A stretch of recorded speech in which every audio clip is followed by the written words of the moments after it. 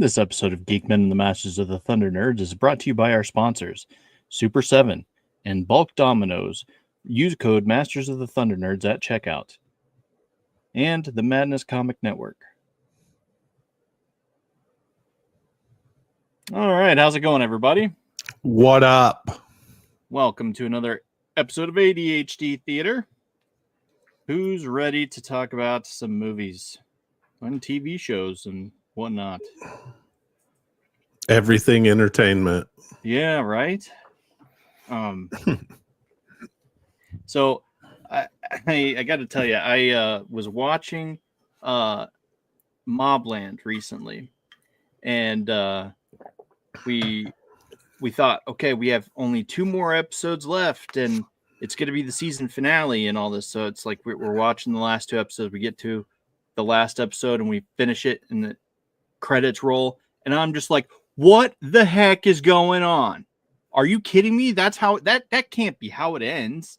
I was infuriated, and sure enough, I looked on my phone and I was like, oh, okay, there's another episode. Good. Yeah, that would be a son of a bitch spot for them to leave it on. Yeah. At the end of was that the 9th episode? Yeah. There's gonna be 10. Yeah. Like the way that ends, my wife looked at me. We knew it wasn't the last episode, and she looked at me and she was like, "What the fuck is going on?" Right. And yes, my wife does cuss like that. So, but yeah, that show's so good, so good. Yeah, it is pretty interesting. It was great to get caught up on it, and I'm so glad I watched it. Let's see. The other episode we started watching was You. The final season of You is out. Did you watch that at all? I haven't checked it out yet. I put it on my list because you had been talking about it, though. Yeah, it's a weird show, because I don't know.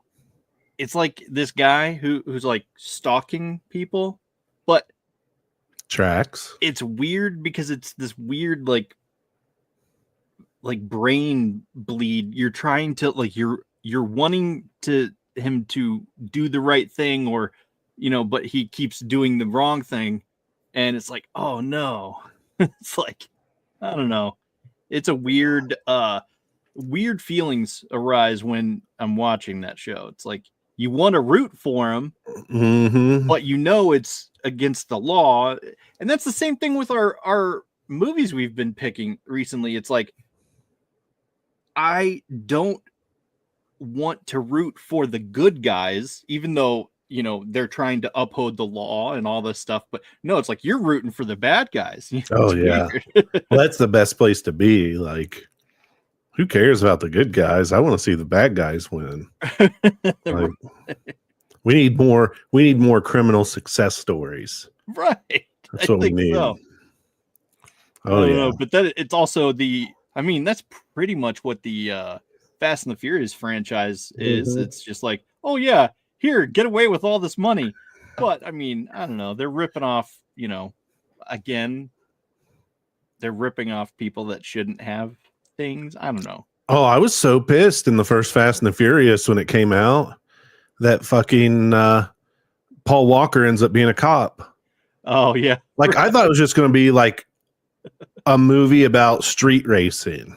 Right. Like, that's what me and my friends went into it for, was like all the cool cars, the hot girls, like all that shit. And then they layer in this whole like complexity of them robbing, and then fucking Paul Walker is an undercover fucking cop. I'm like, what did they do? And I was like, shit, man. Like, and I want to like this guy, but he's a fucking snitch. Right. It's like you don't want to root for him at that point. It's like, no, you can't do this. And it's like, I don't know. I wanted to see Vin Diesel just beat the shit out of him with a wrench. Right. But nope. It's like, no, but then it's like, oh, I owe you a 10-second car. All right. Yeah. I don't know. But man, I know those movies are ridiculous, but I do enjoy them just for the sake of, oh, this is outrageous. And nowadays they're definitely over the top. Oh, yeah. oddly I stopped watching. I think it was the one where Vin Diesel went bad because they had kidnapped his baby.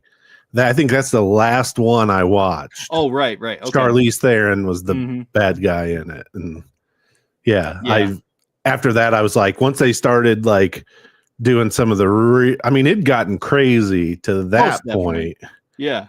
Once they started doing some of the real crazy shit, like I was like, I'm out. I just can't do it. Like Fast Five is probably other than the first, is probably my favorite of the series. When they're pulling out the bank vault behind them and shit. Like that movie to me was like damn near the apex of the series. And then pretty much everything after that's been just not consistently downhill. Like it's not like a severe drop off, because people who love those movies. Yeah. And just, I don't know, they've gotten so blown up with like their scale and everything that I don't know. It's just not. The first movie was grounded somewhat in reality. Now they're all over the place. Yeah, there's no reality. I don't know of anyone that can launch a car into a helicopter or. It's just like that. What? Okay. The odds of that happening, and then they managed to survive it's just, you're kidding, right? That's outrageous. Pop's already posting shit in the comments. Get out of here. I'll show you unrealistic. Actually, we need him to pop in for the movie review, because when it comes to the movie review, he did not like a certain movie. Actually, either movie. He was complaining that we picked rotten movies. And I feel like Pops, that if the movie was made after 85, it's probably starting at a point disadvantage. Yeah, maybe. I mean, come on. If it's not Cheech and Chong, I guess. If it's color, and and you can hear it, and it's a talkie, then it's just not up his alley. So basically, that leaves him Charlie Chaplin. Right. Oh. Whew. I don't like them talkies. Movies in color. I remember I could just go to the theater and sleep, and now all that sound bothers me. All in good fun. That's great. Yeah. Well, I started a bunch of shows this week. Yeah. God, yeah. So Clarkson's Farm on Amazon came out with the 4th season. So literally in the last first episode, I'm through everything that's out, which I think 6 episodes. Okay. That show, literally every season is amazing. Like, I know. It's the exact same quality every season. And has he had in the first episode he gets the temporary help, doesn't he? Right, yeah. Yeah, she's freaking awesome. Like, she's just like called. She knows her shit. Yeah. Yeah. And not to mention, he just asked her to do one thing, and she's over there doing everything. And he's just like, oh, okay, well, I guess I can go back to doing whatever.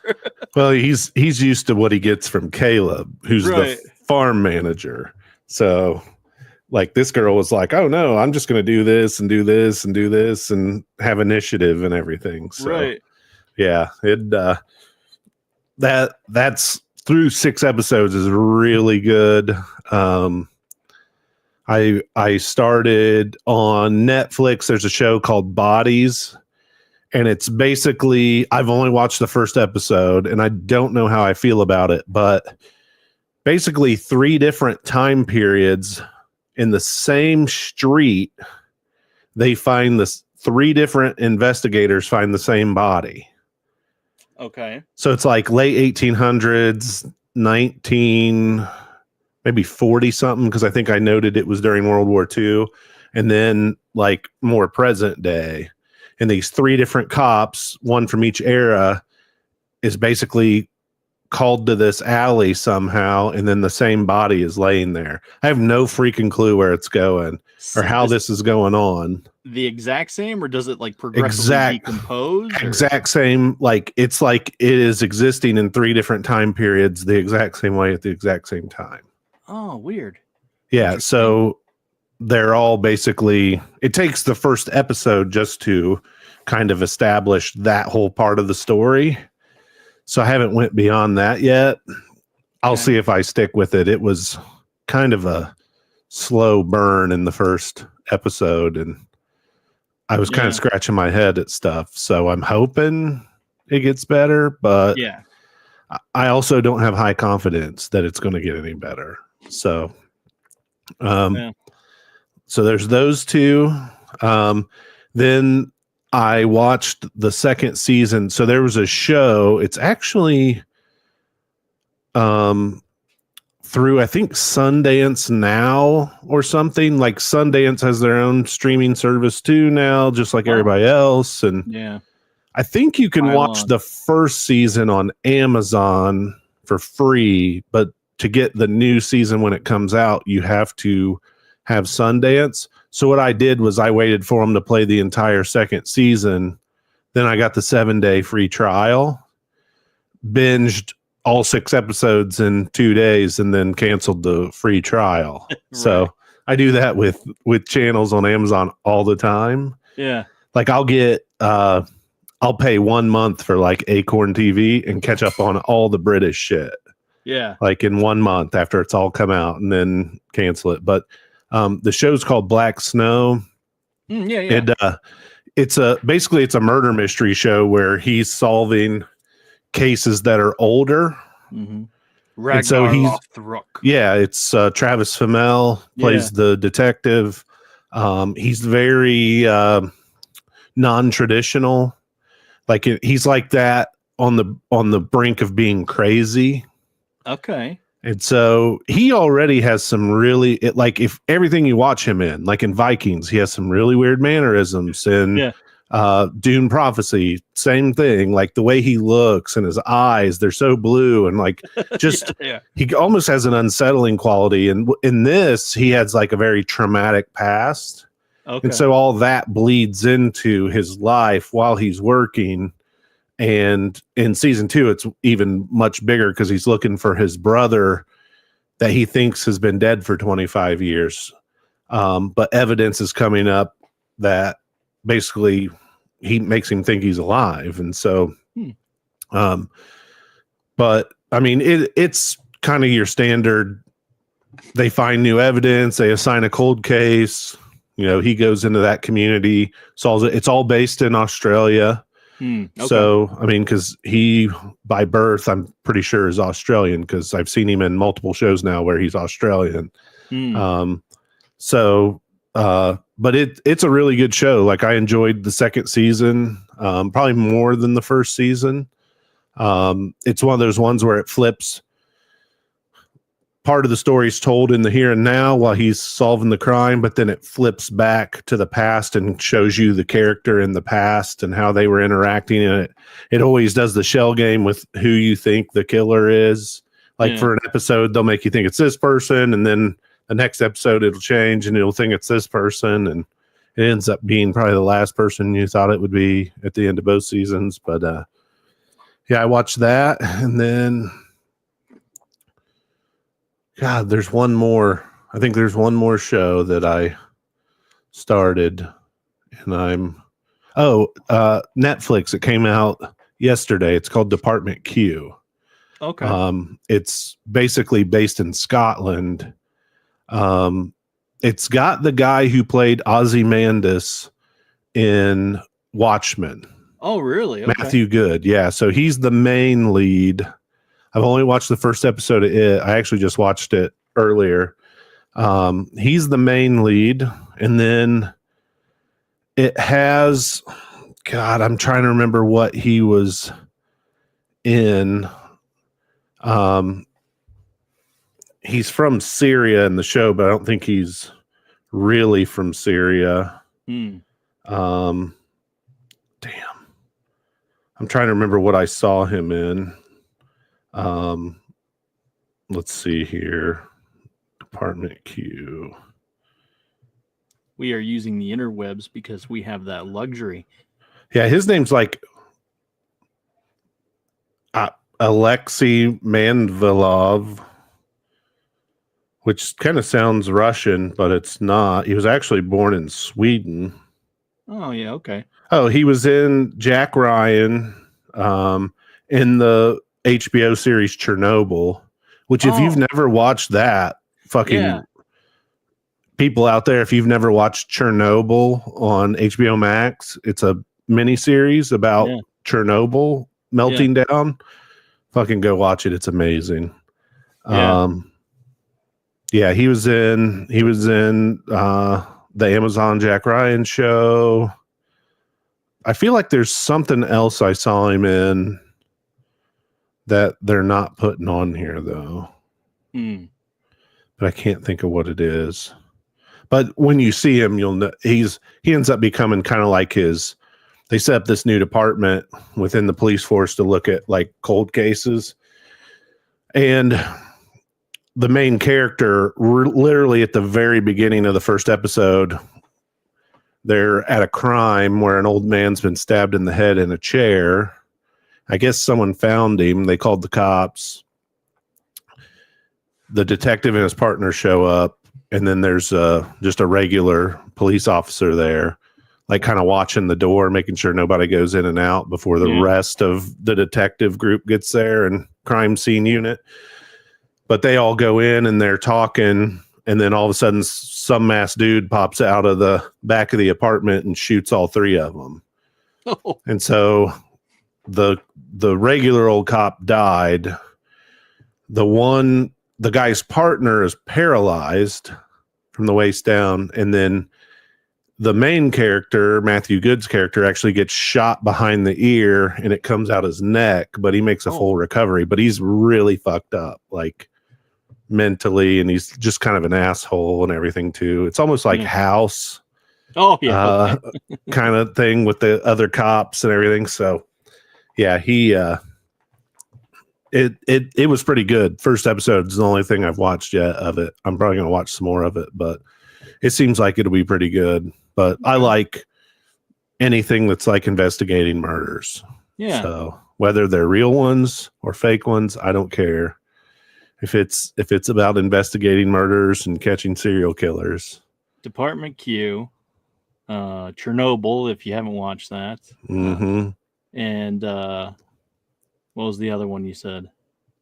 Oh, Black Snow. Yeah, Black Snow. That's right. Yeah. That's already on my list.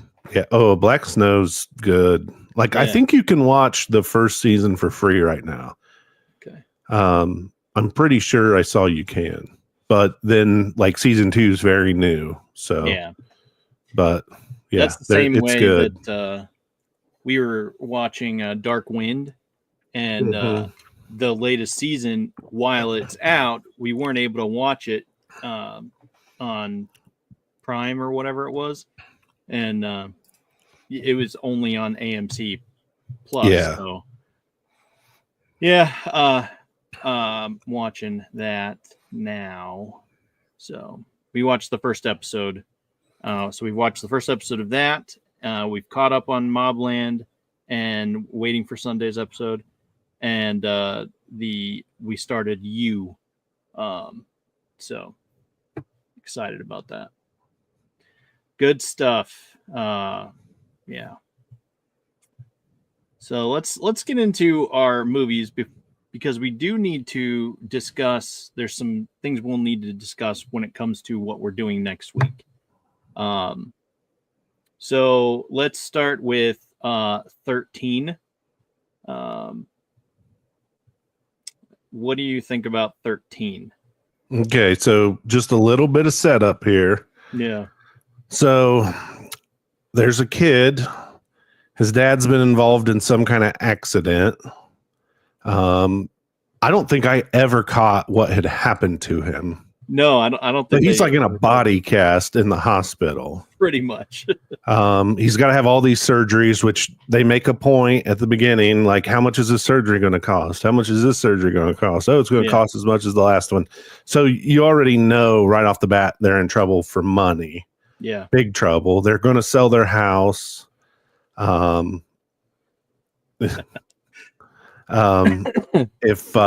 they're going to have to sell, their house to like try to cover bills and all that. And so they're just pretty much destitute.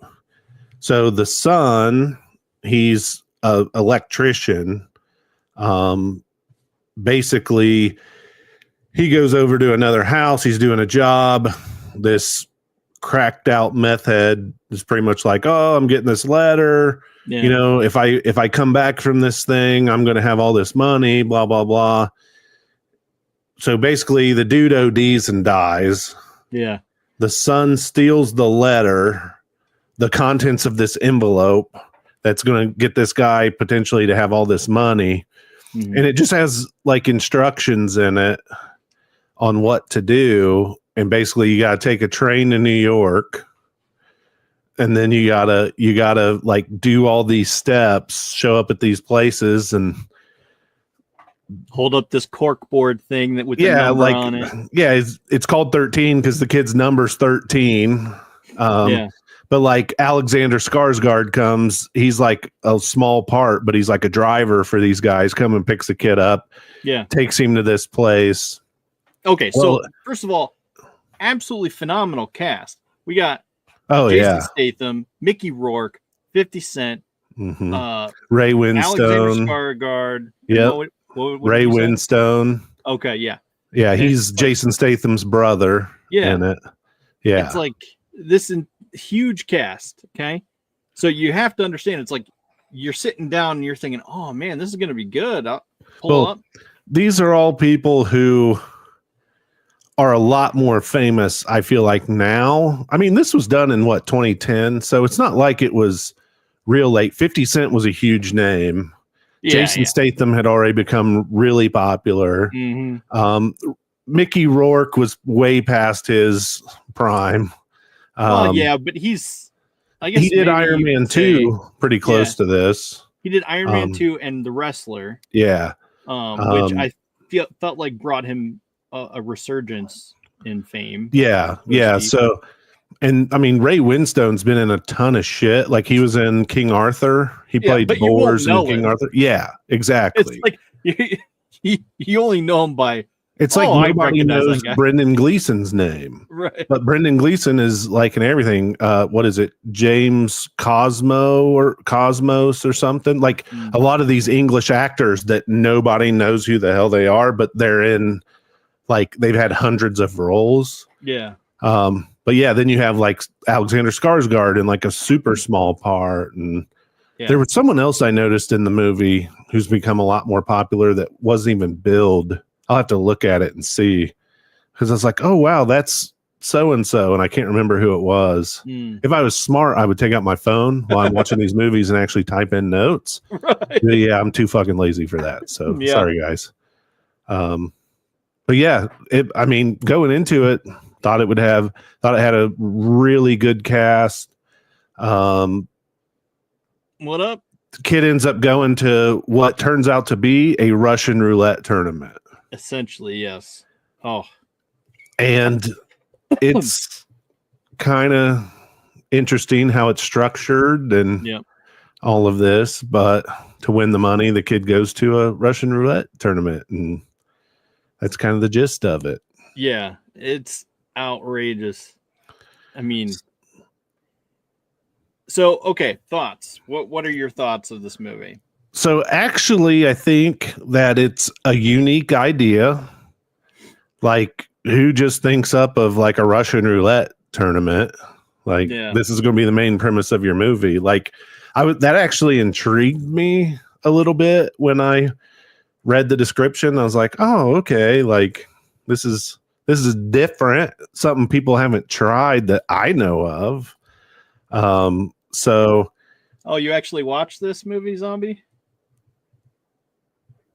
That's typical Jason Statham movie. I mean, I wouldn't say typical Jason Statham. Well, he has two sides. He has the martial arts side, and then he has more like the Lock, Stock, Two Smoking Barrels, and which is more like this. But yeah, Snatch, and I mean, I've never seen Snatch. Those movies are good, so they're a little bit different. But speaking of Jason Statham, I just watched A Working Man. Yeah, that's one I want to watch. I haven't seen it. Oh no, he did not watch 13. Okay. I see what you're saying. Yeah. So, I mean, I thought it was a unique idea, which is hard to do in movies. I mean, even back as far as like 2010, like a lot of this shit's just been regurgitated for the last 20 plus years. I mean, hell, we're to the point where we're rebooting shit for the second and third time on some properties. So, I thought some of the scenes where they were actually doing the Russian roulette stuff, like I was like, how is this going to work? Well, then they put them all in a circle. Yeah, Michael Shannon. That's who it was. Like where they're in a circle and each one puts the gun to the person like in front of them's head. Mm-hmm. Like I was like, okay, now they put some thought into like how this whole tournament works and everything. And the movie, to kind of switch gears, for me, I think this one was on. What was this one on? Tubi. Was this one Tubi? Yeah. Because I know 13th Warrior was on Tubi.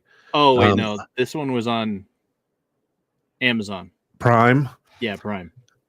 So it was so grainy. Like, did you notice that whatever they shot this on in 2010, it's way more grainy than other movies from 2010? Yeah. Like it's like the style that they did. I don't know if they're trying to make it gritty or what.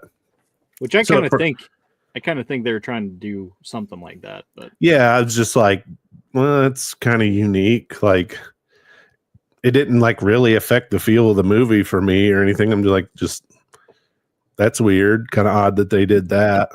Because it wasn't like set in a different time period. It was like literally the year that it was made was when it was set. So it's like I didn't understand that. And then I mean it was average to me, like as far as the story and how it was executed and all that. I mean, it had good acting in it from good actors, but nothing else really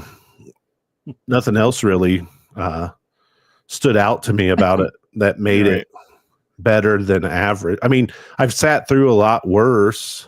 Like it at least had a consistent narrative, whether or not it made a ton of sense and everything. I mean, I think that's up to everybody's interpretation, but I mean, at the end of the day, to me, it was just an average movie. Like, it wasn't nothing to write home about. Meh. All right. Yeah. Like, okay, so there was a couple things. They kept showing like everyone had to look up at this light before they shot. Mm-hmm. And it's like, okay, the light was just a light bulb, but it had a spider on it. And it's on like each side.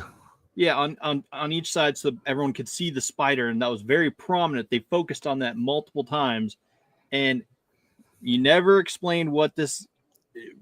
It was on one of the documents too. Right, it was. Yeah. No one explained what this circle jerk was. No one explained what the light was.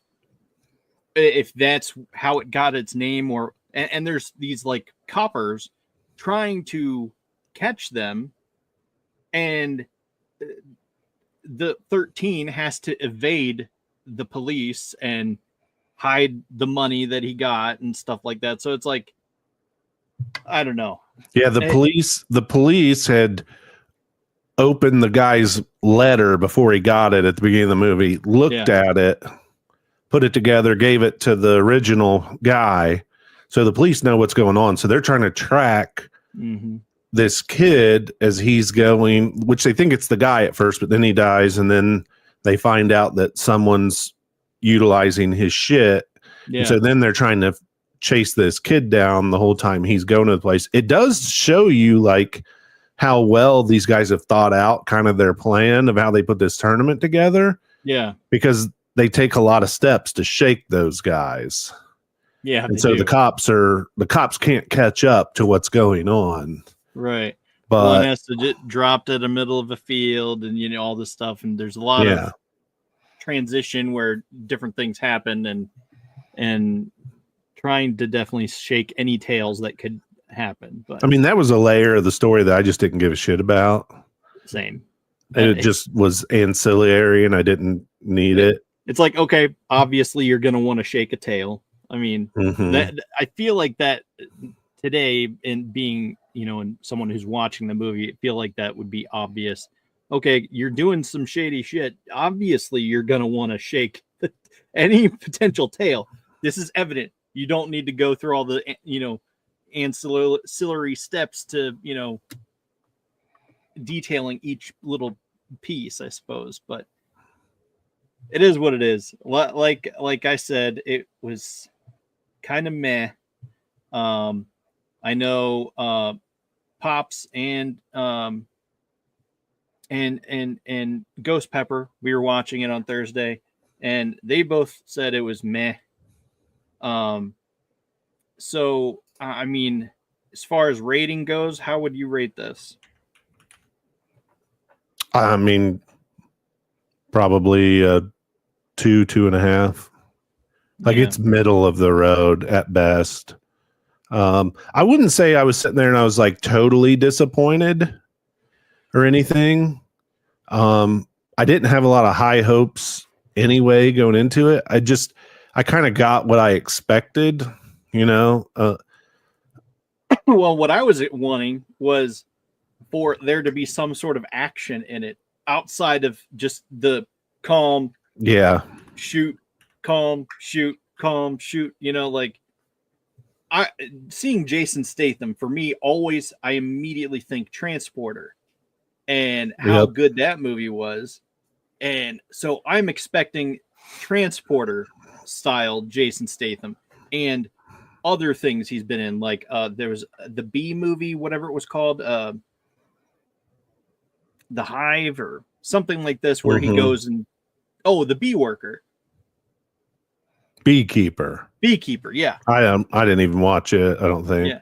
Yeah. So I watched that and watched those other movies, and it's like I'm expecting in my mind, seeing Michael Shannon, all these different people. It's just like, and it was like, okay, someone has to like fight for the money, and they're gonna have to, maybe shoot and blah blah. Nope. It's just easy peasy, boom boom. Oh no, So that to me was disappointing because I was expecting one thing, and they're building up, and he takes great pains to hide the money, but you don't see the result. There's no climactic battle. It's just ends, and there's no finality. Like, did his family get the money? Did they get to pay for the surgery? There's nothing as far as that goes. So the ending sucked. It really did. It just leaves you hanging. Like, okay. Yeah. So it ended, and we're just like, okay, well, that was a movie. Yeah. I had very low expectations, so I wasn't very unsatisfied when I got to the end of it. I mean, this was a movie where honestly I hung out like on Twitter and was reading my Twitter like feed while I was X or whatever. Yeah. While I was watching it, because it didn't grab me. Like I wasn't locked in. But I mean, I still watched it. Like there's been shit we've played on here where I was like, okay, I've watched an hour of this. I know enough to talk about how bad it is. Like this, I was interested to see how it ended. And then when you got to the end, it was just kind of like, and done. And there's not a whole lot of closure to the story at the end. So not a bit. Maybe they thought they were going to spark a franchise. I don't know how, but I mean, Okay, so he says, Choose sounds your own like adventure, basically. the lady or the tiger. It's up to you to decide what happens after it ends. Yeah, I guess. Maybe. Yep. So to me, I just, knowing what I know about Jason Statham and all these other people, I felt like it was going to be like a lot better. So for me, it would be 1.5 to 2, maybe. Yeah, I would probably say 2. You reminded me of the ending, so Yeah, I was not overly please. satisfied with dude just gets shot. Yeah. He's just like bleeding out and the money's And gone. yeah, and he had already mailed the money to his mom, and he did make it a point to call his mom and be like, someone has to be there to get this certified mail. And second of all, why would you trust the U.S. Postal Service with that much cash? And doesn't packages get scanned at some point? I don't know. Like, I mean, maybe. I don't know. So it's just like there's so many variables that could happen before it gets to them, and they just cut it all off. They're just like, yep, nope, we're done here. Have a good one. Yeah, it's just so like I said, it was 1.5 to 2 at best. Yeah, I can see that. Yeah. So anyway, 13th Warrior. So let's talk about 13th Warrior. It's about there's the setup of like these Vikings and the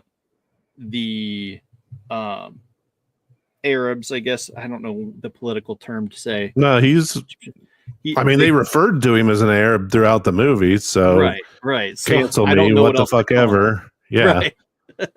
So they managed to do this, and they're these Viking ships come in, and he's just like, oh, okay, I wonder what they're all about. So he manages to sit down.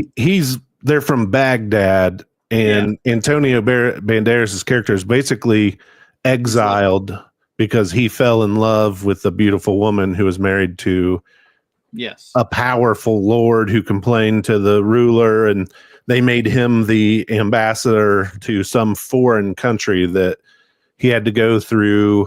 That's basically what's modern day Turkey, through the Tartars and all this shit. And they run from the Tartars, and they're by a river, and all of a sudden a Viking ship comes around the corner. Yeah. And that's how he meets the Vikings. Yeah. So at one point, he's sort of talking with the Vikings and finding out about their leader, their culture, stuff like that. But he has a translator, right? And his translator is just like, oh, okay, they're calling for this shaman type woman. So she hobbles out because, I guess I should say there's a kid that shows up, and he's just like, there's a kid out there. Why is he just sitting out there? And they explain, well, there's spirits and ghosts and shit that come from the mist. So he's just standing there letting us know he's there and letting us decide to approach if we want to approach. And so they end up getting him in, and he explains, hey, yeah, my dad sent me. I'm from this, other kingdom, supposedly, or something like that. I would expect they were probably like in Denmark or something.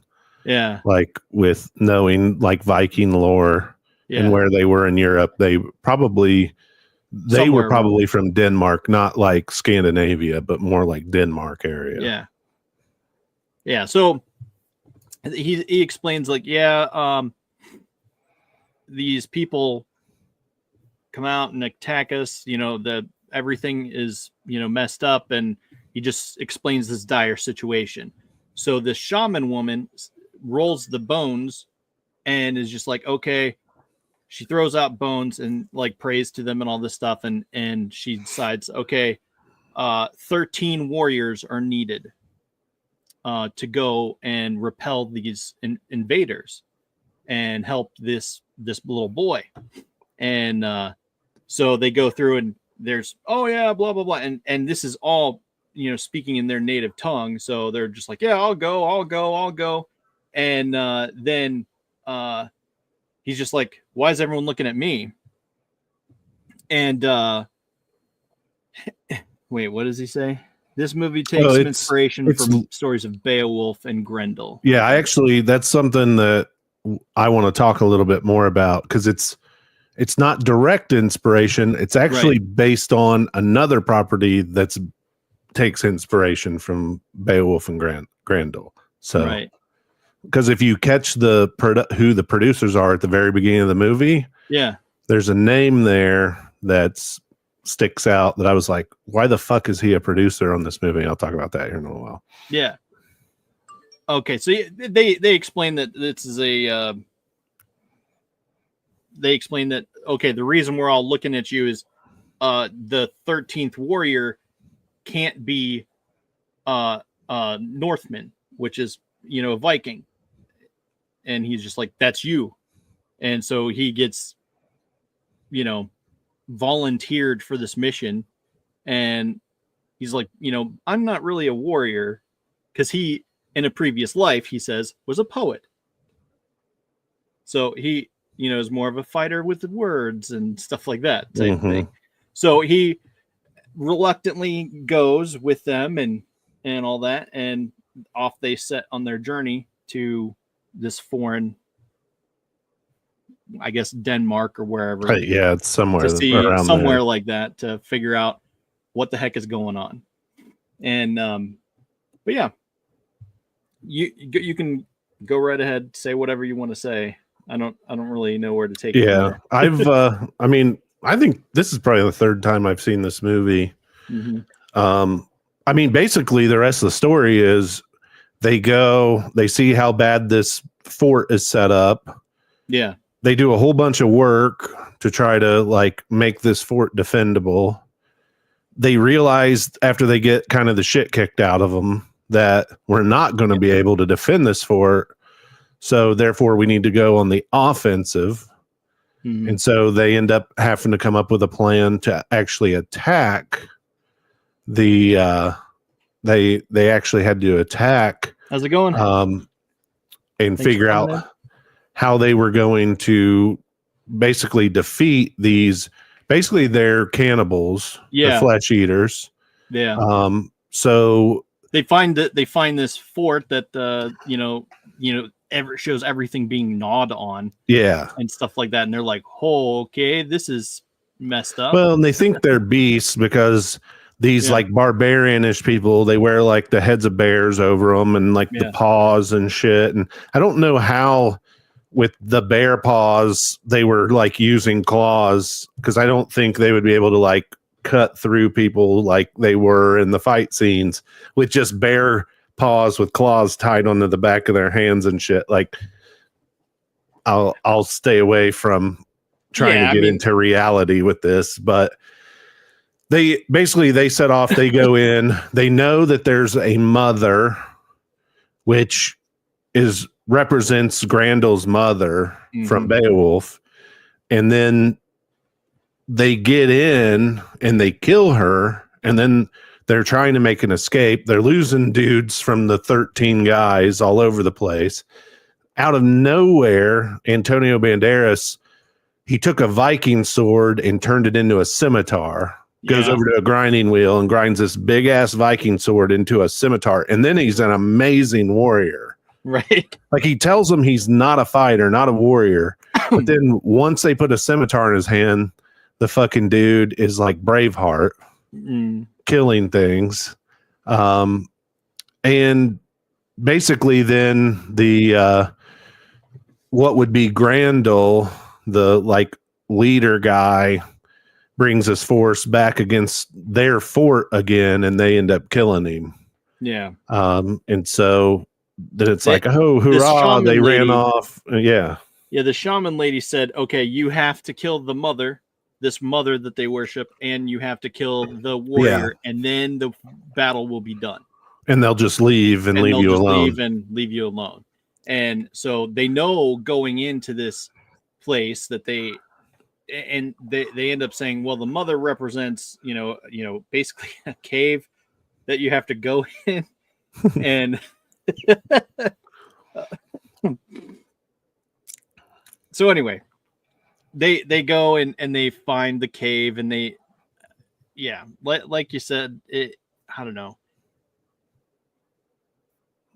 Yeah. They get through and they manage to fight off the bad guys and win and stuff like that. And I mean, this actually has an ending. We don't do a great job of probably doing a summation of the story. No. To do the story justice, the way the movie is and was put together. But still, that's why this is also with the assumption that you've watched it. We're just refreshing your memory. Yeah. This is only attempt to refresh your memory of what happened, sort of point by point, like, things to recall your memory. If you're having trouble remembering, like, oh, I watched this, last week or earlier last week, so I forget a little bit. But this is just to refresh your memory. We're expecting you to watch these things. Yeah, if you didn't, don't take our recount of the movie as exactly as coherent as the movie is. Yeah, it's not. Because I mean, okay, so I'm just gonna go straight into what I thought. I enjoyed this movie. I've enjoyed it every time I watched it. A few things that I thought were interesting that, given this dude's background as like a poet, and he clearly knows, different like Greek and different languages and things like this. Just by listening to their conversations, he picked up on words and then stands up and he's just like, my mother actually was a noble woman. He's very honorable and stuff like that. And so he learned his language. He learned their language just by reading the situation and their reactions and stuff like that. He was able to pick up on stuff. So I thought that was one thing that was interesting. But then it just keeps going, and he's shaves the sword into a scimitar, and then he is actually, well, okay, so I feel like that's something that can be explained. Like, okay, well, he probably doesn't know how to wield anything else other than he wouldn't know how to wield a Viking sword at all. No, because I mean, it's just this huge chunk of metal. Yeah, and he's nowhere near strong enough. Right. He makes that comment, I can't lift this. Mm-hmm. He said, we'll get stronger. And he clearly is not getting any stronger. But, having it shaved into a scimitar, that's something he knows how to use and has probably messed around with in numerous times, because he said in a past life, he's probably done some form of fighting, even though he was a noble-ish type person and just fell in love with a woman and got cast out. So he probably has some background with fencing and swords and stuff like that. Just he's not an expert and not anything like they are calling him to be. But through the course of, preparing, and building up the defenses and stuff like that, he's probably been able to, get better and stronger and stuff like that. So I feel like that is reasonable, because they do make it seem like time is passing. Oh, yeah, they did overnight.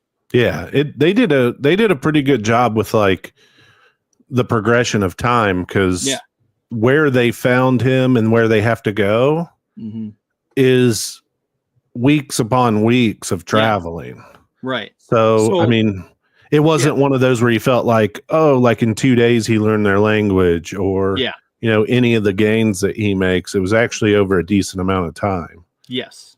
And so like you said, it felt like the story progression, it wasn't so like drawn out that it was boring. It was concise, but it still made it feel like, okay, that was reasonable enough time for someone as educated as he was to learn the language. Because I mean, he's not trying to learn this language just by just speaking English. No, he knows multiple languages for the area he was at. He knew Latin and all this other stuff. And so it's like, okay, that's reasonable. You can probably dissect some bits and pieces of information, just like, I was a Spanish student, so I can pick out bits and pieces of conversations in Spanish. That doesn't mean I'm an expert. That does not mean I'm fluent in their language, but I'm just dumb. I'm just a dumb English speaker. So that's all I can say as far as that goes. This is something in these type of movies that I always find really funny. And I think Robin Hood, Prince of Thieves probably does the best job of this. So another one of my favorite movies. They do a great job of showing in the Middle Ages or the Dark Ages how stupid some of these other cultures were, because like the Vikings looked down on him.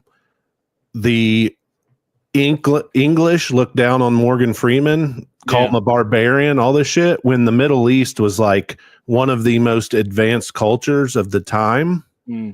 They can read, they can write, they know medicine, like all this mathematics, all this advanced stuff. And then like the Vikings are looking at this dude like, what the hell are you? Like, you're worthless. Like, and the same thing, like in Robin Hood, Prince of Thieves, they're like calling Morgan Freeman a barbarian, but he's not the one sitting there looking through those lenses trying to stab the guys with his sword. Like, this guy's highly educated, but just in medieval or dark age Europe, they just had no idea. Like, they're just like, well, your ways suck. Yeah. And it just I always find it funny because they literally treat these people like they're pieces of shit when they come from the most advanced culture on the face of the planet at that time period. Well, one of the most advanced cultures. Maybe some further east cultures were even more advanced. I don't know, but Hey, Edwin. So I mean, I've liked 13th Warrior every time I've seen it. It's nothing super special. I never even knew it was Beowulf and Grendel until like, I don't know, probably like 5 years ago or something. Yeah. So when I was watching it this time, I noticed that Michael Crichton is one of the producers. And I was like, what the hell Michael Crichton be like wrapped up in this? Well, this movie's loosely based on his book, Eaters of the Dead, which is like one of his, I think, first works. It's like 1976. But it's based on this, which Eaters of the Dead was then loosely based on Beowulf and Grendel. Yeah. So this diverges a lot because the book diverged a lot. Yeah. And then they took liberties with this beyond the liberties that the book took. So that's why it's very loosely like structured around that story. But I mean, it does make me want to check out the book and see, because the only thing Michael Crichton I've ever read is Jurassic Park and the Lost World. Those are the only two books of his I've ever read. Yeah. I wouldn't mind going back and now checking out what this book's all about after knowing it's tied to this movie. Yeah, the same. I felt the same way because I even took note of the book. I was just like, oh, okay, yeah, I want to check this out because, I mean, like I said, I enjoyed the movie. I know Pops didn't particularly enjoyed the movie. He said it was a stinker. But you know. I mean, to me, this movie's not anything mind-blowing. It's not like over the top, a new idea in 1999, like this type of story. It just it doesn't like blow me away, but the movie itself is solid. Yeah. Like it's got a good cast. I mean, not big names other than Antonio Banderas, but he was barely a big name at the time, I think. Yeah, he had done, I think this was after Desperado. Yeah. And Zorro. I don't even know if he had done Zorro yet. I don't know, maybe. But yeah, but it was right at the beginning of his career. Yeah. Because Desperado was like what, kicked him off to be a lot bigger. So yeah, I mean, But to me, at the end of the day, I'd probably say, I'd probably say a 3.5. Mm-hmm. Yeah. I mean, I like the storyline. I like, the concepts that are used in it.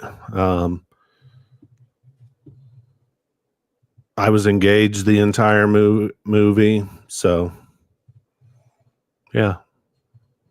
Yeah, I'd Zombie definitely says say a 4. I like 3.5 or 4 for me too. Yeah. Because I mean, it's one of those movies like flipping through the channels. If it's on, it's just like, oh, okay, cool. This is a good movie. I'll watch this for a few minutes until whatever comes on. Or if I see that it's on and it's been a while, it's like I'll put it on. So I mean, I've seen this maybe 3 or 4 times. Plus, the other thing I really enjoy about it is this holds a special place in my heart. Like, I watched this pretty much around the same time as I watched several other movies that all just sort of clumped together. And I'm just like, oh, yeah, okay. I like that movie. It's like, that was good. So, I'm talking about, there's one with Carl Urban. So the Viking one? The Viking one. What is it? The Outlander. Or is that the Jim Caviezel one? That's Jim Caviezel. But then there's one with Pathfinder. Pathfinder, yeah. Yeah. So those 3 movies, and along with this one, I pretty much watched relatively within the same time frame, like within a span of a year or so. And I'm just like, yeah, those were awesome movies. And Pathfinder, yeah. And I'm just like, yeah, those were awesome movies. And it is a fun watch. Which we watched Outlander. We haven't done Pathfinder, have we? I think we did. Oh, did we do it too? There were weeks where I wasn't around, so yeah. Yeah. I may not have been in on it. Yeah, maybe. I don't know. It's one of those things I feel like I need to compile a list so that way I can go back and reference like, oh yeah, okay, yeah, we did do this. Because every time we're talking about a movie, I'm just like, did we watch that one or not?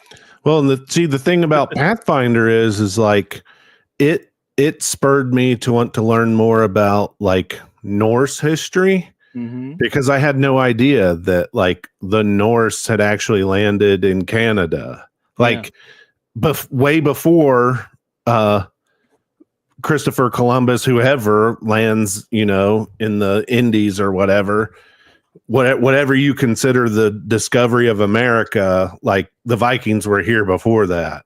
Yeah. And just, it wasn't European discovery. Yeah. So it just like that opened my eyes to actually looking at, hey, our history just isn't European history. Yeah. Right, like there's other shit that's happened with other cultures, at school. We don't learn anything about Norse history or anything. No. Not at all. And it's actually a lot fucking cooler. Heck yeah, it is. I mean, geez a whiz. I don't know. Christopher Columbus. No, screw that. First of all, the Native Americans and the Indians were here first. That's fine. I don't know. It's just, I get so frustrated.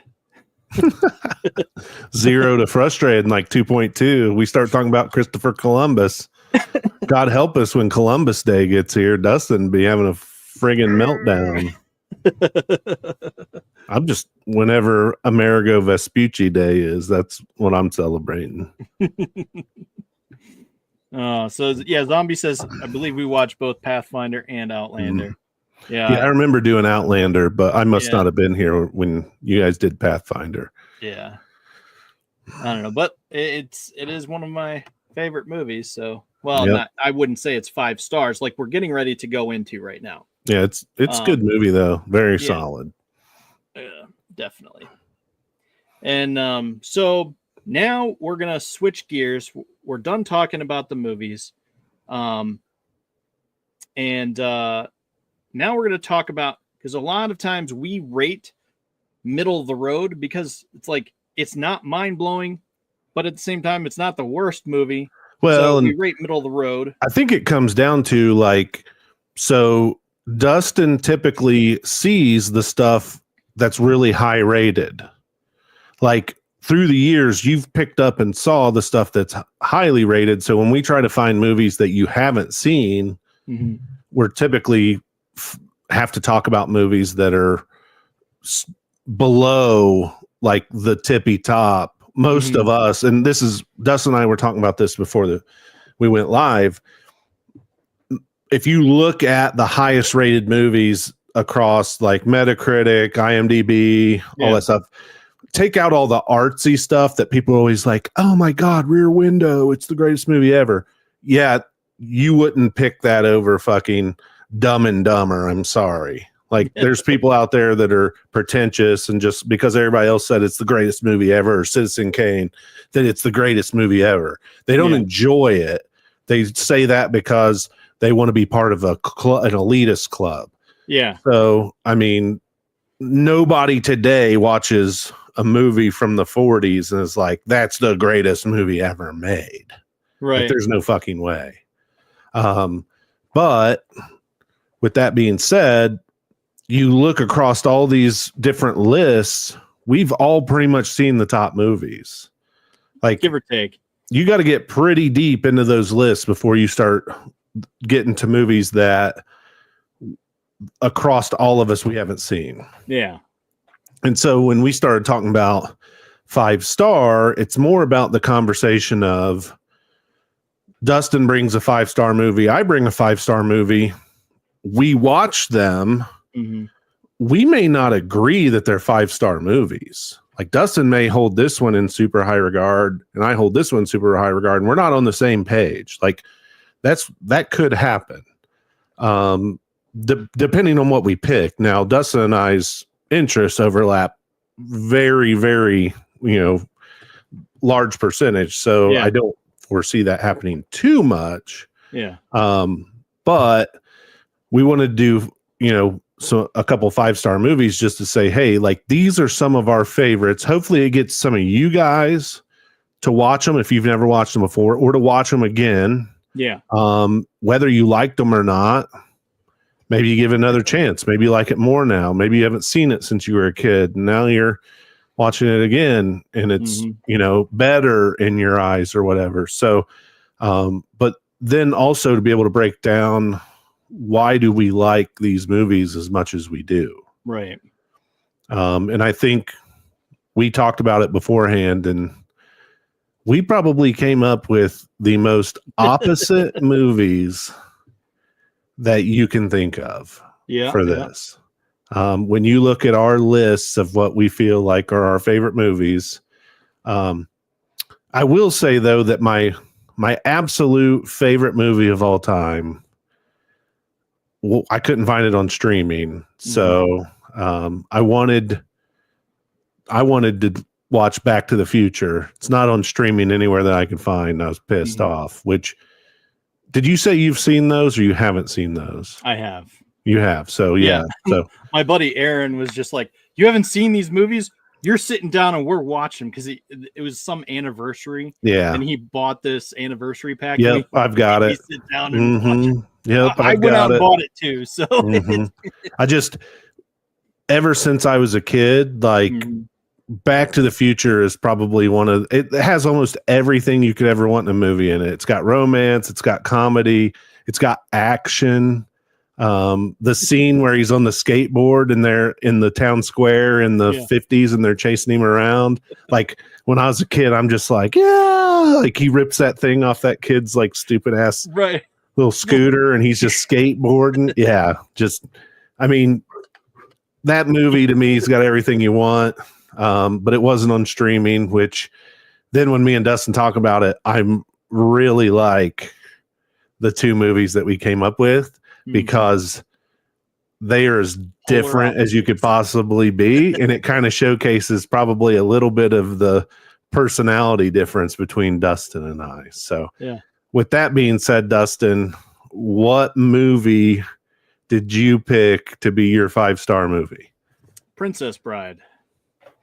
So I would probably venture to say most of us have seen, Princess Bride sometime in our life. I haven't seen it a lot. Like I didn't see Princess Bride until I was an adult. Yeah. because in our house that wasn't allowed. Like that was a girls' movie when I was a kid. Yeah, like it had princess in the title. Right. I mean, that's definitely how it.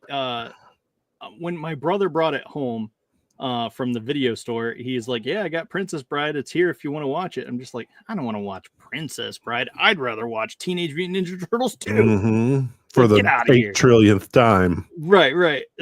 But ended up watching it, and I, fell in love with it. So. Oh yeah. It's something that I've got for as a present to another generation, and I'm just like, okay, here's a gift. Here's a copy of Princess Bride. Watch it, love it. And they went home. They all watched it. They all loved it, and they raved and quoted it and all this stuff. So I did my part. I passed a good movie on to another generation. Well, and it's one of those movies, in my opinion, that does a great job of transcending time. Mm-hmm. Because it's not really based on like anything culturally about the time period that it was made. I mean, there's different the style of movie like is part of that period, but the story itself and everything, like it transcends time. It's like a lot of the older Disney movies to me, like you can hand those down generation after generation. They're still funny as hell, or whatever emotion you're trying to hit, they do it really well. Yeah. Zombie just said original Alien and The Edge. I really like The Edge. The original Alien's like way up there. You talk about empowered, badass female characters, which we've been so big about trying to create and gender swap over the last, decade. Go watch fucking Alien and Aliens, and even Alien 3. Like, watch that trilogy, and you have the most badass female role I've ever seen in my life. That Ellen Ripley is it. That one, and for me, Carrie Fisher. She definitely did a fantastic job as Princess Leia. So, I mean, that's great.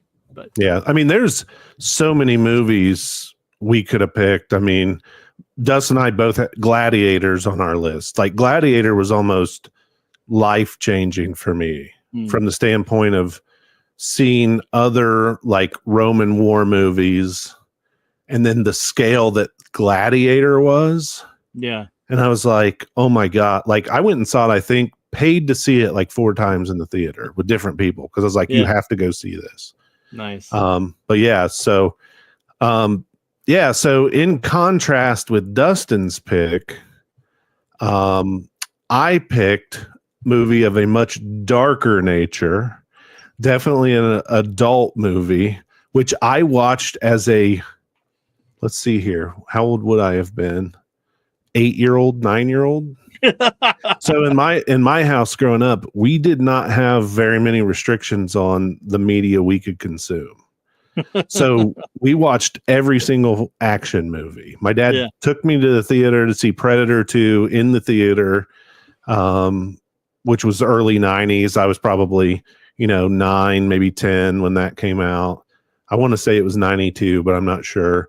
But I watched this movie right after it came to video. And I think it came out in 90 or 91. So it was probably 91 or 92 when I watched it. Yeah. But I chose Silence of the Lambs.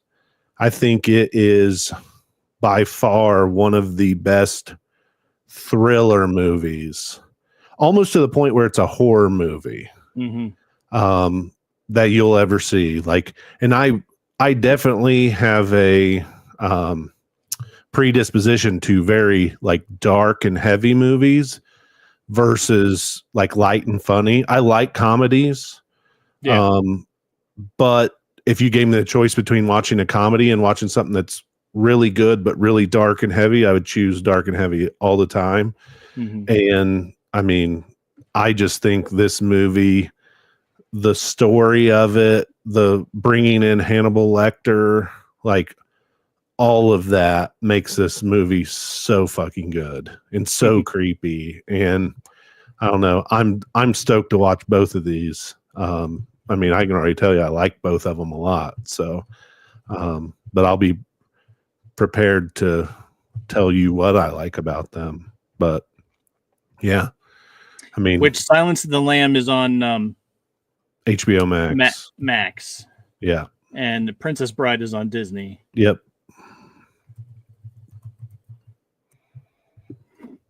So those are 2 5-star movies that we think are going to be we're putting up to you. Even if you've seen them before, I want you to just rewatch them and try to have an open mind and like expand your vision, like to see the movie. Look at deeper things. Like sometimes we don't do it every time. Sometimes we talk about like the composition of the film, like how it's put together. Does this flow well? Just we're saying this is a 5-star movie. Just keep an open mind, look at it and see if you can agree with that. And then come back next week and we'll talk it out. So yeah, and I mean, hey, if you want to make it a family night, show your kids Princess Brides, and then right after that, right before they go to bed, put them through Silence of the Lambs. I mean, or put them down to bed and then watch Silence of the Lambs. All kinds of kids we have in trauma, right? I wasn't allowed to see that for a long time. Yeah, were most kids like our age weren't watching that, and then I was the kid on the school bus being like, oh my god, like listen to this movie I just watched. Like this dude tucks his penis between his legs and dances, and yeah, like it molds you as a human being. Like at what point in your life your brain consumed that, and mine was far too young, but it's made Derry the person that he is today. Oh boy. So yes, you have your assignment. Go out and watch them and come back and join us next week. We'll probably, I don't know if we're going to do this next week as well, or if we're going to do something different. What do you think? I'd say we do it every now and again. Yeah. Just weave it in through normal. There was something actually that I was going to suggest. Well, we talked about Gladiator 2, since we both like the original Gladiator. You've seen Gladiator 2. I haven't seen Gladiator 2. Yeah. There was another movie. I'll have to think of it. Something that's on one of the streaming right now. That I was like, oh, I didn't know we could stream that now. And I was like, yeah we should. It's something newer. I'll have to think of it. But yeah, I think we could do this 5-star thing, like weave it through like different weeks, and it's not gonna be every week thing, but once a month, once every 6 weeks, something just where we're sharing, hey, here's some of our favorite movies. You watch them. Most likely you've seen them, but maybe not. Yeah.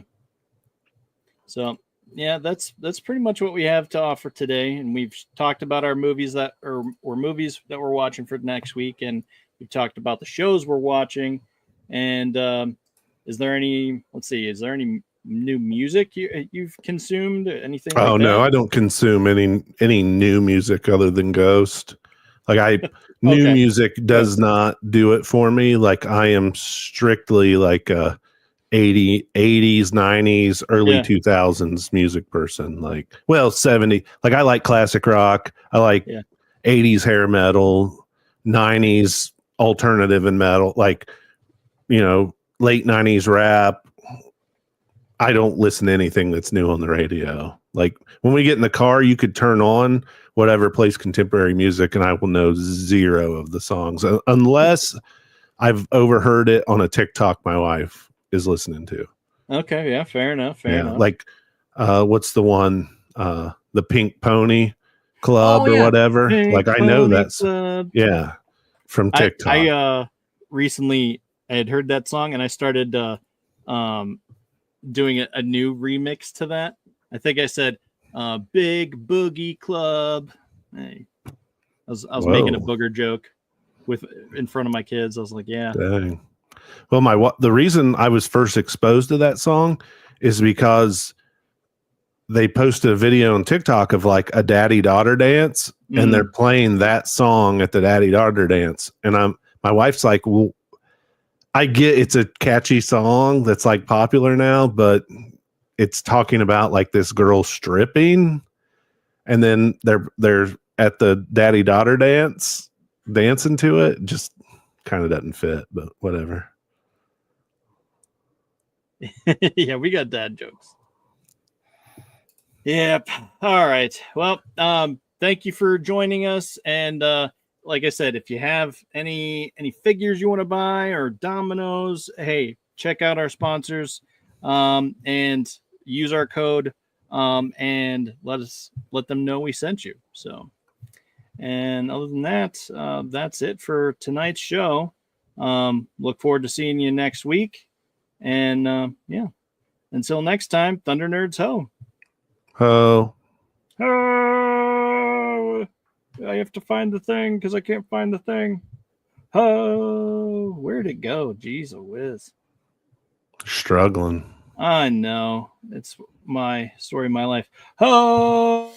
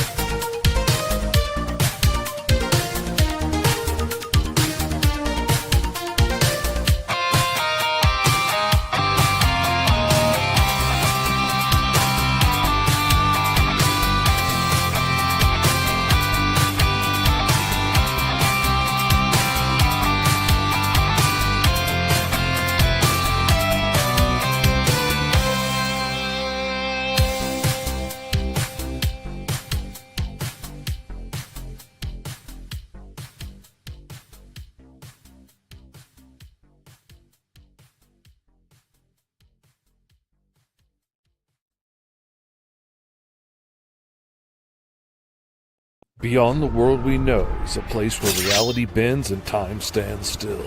A place where legends, fairy tales, and nightmares are real. A world where legends are born and destinies collide. Alice has spent her life lost in an interdimensional rift known as Wonderland, and it forged her into a deadly bounty hunter.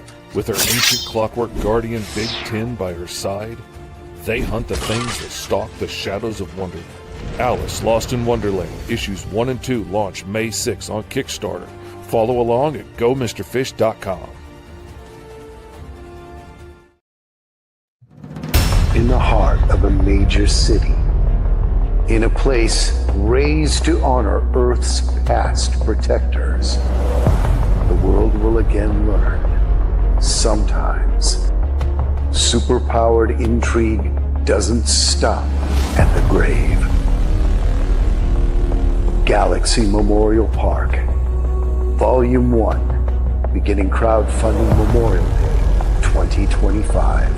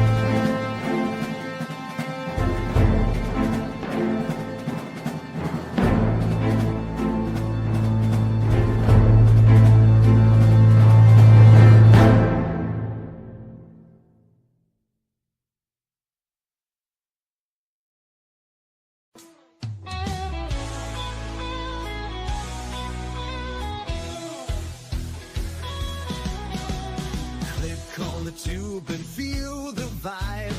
Every show you crave right here live. Heroes and villains clash in the night. Madness Comic Network sets it right. Scroll through the list, find what you need. Epic battles and fast-paced speed. From capes to cosmic space delight. Tune in and watch your favorites ignite. On Facebook, share the thrill so grand. On X, the buzz across the land. Madness Comic Network all around. In every episode, joy is found.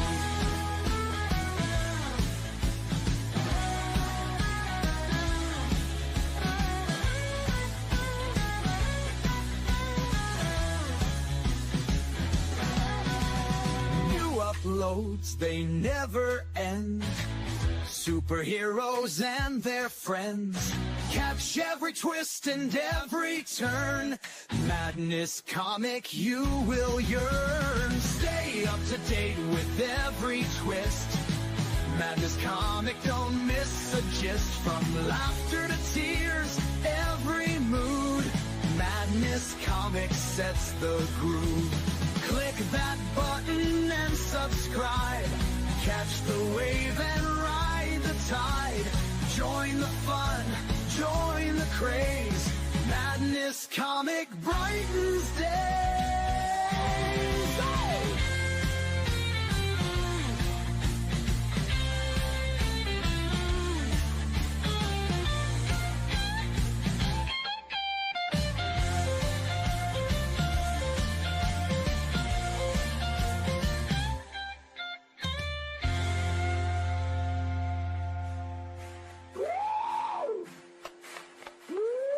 New uploads, they never end.